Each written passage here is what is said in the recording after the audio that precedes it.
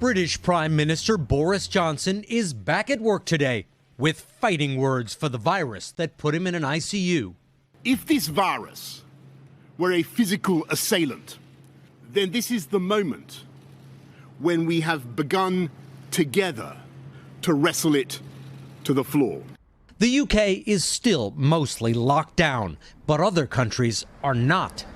At London's mostly empty Heathrow Airport, I managed to get on a flight to Sweden. Many passengers took major precautions. The hazmat suits were not required, nor handed out by the airline. This was our layover in Finland. This is the new normal. I don't much like it. It is very, very creepy. In Stockholm, we landed in what felt like an earlier time.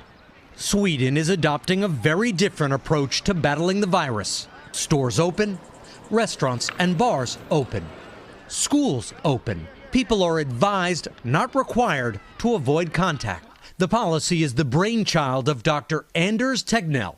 He's Sweden's Dr. Fauci. Is this strategy working, or is this some sort of ticking time bomb that is going to blow up? No, we don't think so. We realize that this virus is not going to go away. We need to deal with this virus in a sustainable way, and you can't keep schools closed forever. So far, Sweden has seen over 2,000 COVID deaths in a population of 10 million, similar to the mortality rate per capita as the U.S. And polls suggest the softer policies are popular here. Businesses and things has to keep running. Otherwise, we have nothing when we come out of this. Sweden's policy relies on herd immunity, protecting the elderly and sick who do face lockdowns and testing, while leaving everyone else more or less alone, so they catch the virus and are, in theory, better defended against it later.